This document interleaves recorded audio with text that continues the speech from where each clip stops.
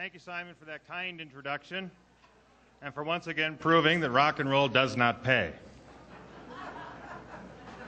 It's great to be back here at the State Fairgrounds as well. On my last time here, I was out on a soapbox, and I was discovering such exotic bemusements as a butter cow and fried butter on a stick.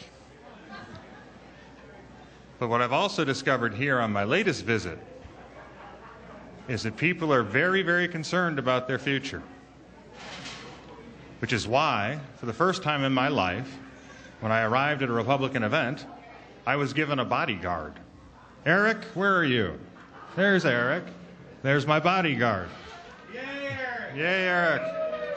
And when Eric introduced himself to me, I said, "You're my bodyguard?" I said, "Dude, I'm from Detroit." Who's going to protect you from me? But in all seriousness, it's great to be here with the heirs to the party of Lincoln and Reagan. And despite the difficult times in which we find ourselves, we as Republicans embrace the challenges before us, just as the party of Lincoln embraced the challenges that were born in the crucible of civil war to support union and emancipation, just as their party in 1980 came together in the midst of a Cold War to support liberty and prosperity and the end of an evil empire. And today, the challenges we face are equally daunting to some, namely those who believe that only government can solve our problems. We know better. We understand that the Democratic Party is not progressive. The Democratic Party is regressive.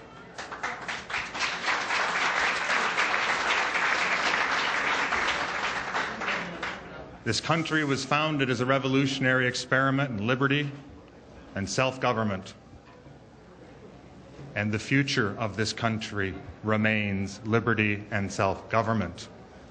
And so when the Democratic Party tells you that your decisions and your property and your liberty must continue to be housed within a large, massive, imploding federal welfare state, we tell them no, because that is the politics and the policies of the past. When you look around the world, you live amidst a communications revolution, one which is empowering you to extents undreamt by your fellow human beings in the past. You can go home tonight, and at your laptop computer, you can seek information from anywhere in the world. You are no longer bound by mainstream networks or a handful of newspapers. You can go home tonight, and at your laptop computer, you can order a good or service anywhere in the world. You are no longer bound by how far your car can drive or what the mail might bring you. And you can go home tonight, as I would advocate that you do, and use your laptop computer to spread the message of the Republican Party, of our optimistic view of where the country's going to go. And you can send it to your friends, you can send it to your family, or you can send it around the world. In short, we live in a world where you would not allow the federal government to tell you what to put on your Facebook page. You would not let the federal government tell you what to tweet out in your Twitter stream. You would not allow the federal government to tell you how to run your life or what to put on your iPod. Then why would anyone let the federal government tell them who their doctor could be? Why would anyone let the federal government continue to foster regulations that destroy the productive capacity of the United States in a time of recession? Why would anybody go from an entrepreneurial, creative, citizen-driven future back to the failed politics of Jimmy Carter in the 1970s? And the answer is, we will not.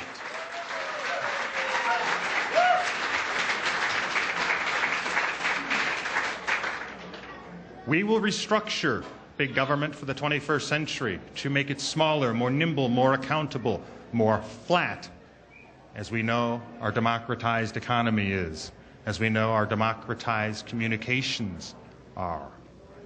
Because the federal government cannot operate as it did in the year of my birth, 1965, No individual, no entrepreneur, no business can operate as if this was 46 years ago and expect to be viable in the 21st century.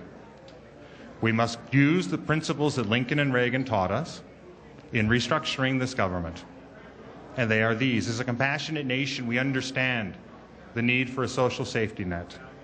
We understand the morality of those who cannot help themselves. We understand the morality of helping those who, in a temporary period of time, are struggling to get back the dignity of self-reliance.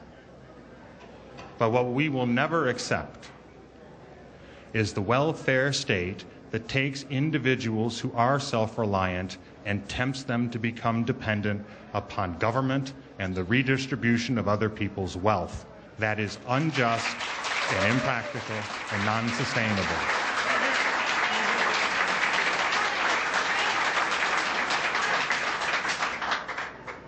And restructuring government to get this economy going is not the only challenge we face.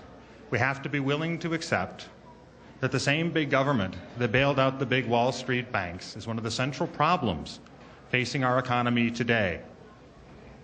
We experienced the greatest credit contraction since the Great Depression. This is not the fault of community banks. It is not the fault of credit unions, which unfortunately are being punished as if they had caused the problem when they have not. It is the fault of the individuals who brought our economy to the precipice of ruin. Now, in Michigan, a state that farms and manufactures, as in Iowa, a state that farms and manufactures, we understand the need for credit, the need for capital to produce wealth and put products into the marketplace. We must be willing to take on the big failed Wall Street banks so they are forced to recapitalize, that they are no longer subsidized by the actions of the big government in Washington or Big Ben Bernanke and his failed Federal Reserve Board. If we do this, we will continue with tax reform, regulatory reform, and all of the above energy strategy. And when you match those reforms with the creative genius of the American people, their industriousness, and their entrepreneurial spirit, you will see a period of unprecedented prosperity that will not only get us out of this current period of economic stagnation, it will lay the foundation for America to remain the world's leading economic engine in the 21st century.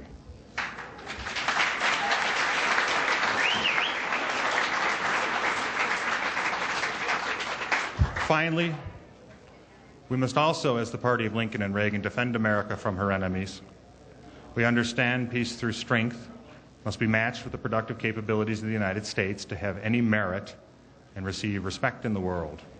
We understand that the United States cannot simply turn around to the peoples of Iraq or Afghanistan and abandon them to their fate. We must continue to work with them, trust our commanders on the ground, protect the fragile gains and the hard work and sacrifice of our men and women in uniform so that America keeps her word, so that those people have a chance to the God-given right to liberty which we all have, and so that our problems do not follow us home. As we learned from Lincoln, those who seek to ensure liberty for themselves must extend liberty to others. If we fail in that mission, we not only fail in the short-term strategic sense, we will fail in stain the legacy of the United States as a force for moral good in the world. And we will do no favors and no honor to the men and women in uniform who have given so much to make this possible. Now, I would like to end on an optimistic note. I have no doubt that despite these difficult times, it will be a hard road to a better day, but we will get there. As Americans, we always have done so. And while there are doubts about the virtuous nature of our free people, they and us are not the problem. The problem is a government that believes that elites know better than you how to live your lives. But the reality is this. Despite on his blunderbuss tour, President Obama talking about all the horrible interest groups that are somehow holding America back, he left one out.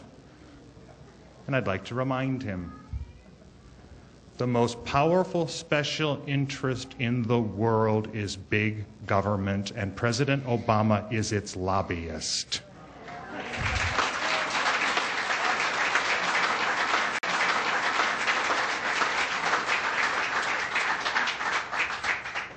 And in 2012, with your support as the standard bearer for president of our party, and with the support of the American people, we will ensure that big government's lobbyist has all the time in the world he wants to vacation on Martha's Vineyard.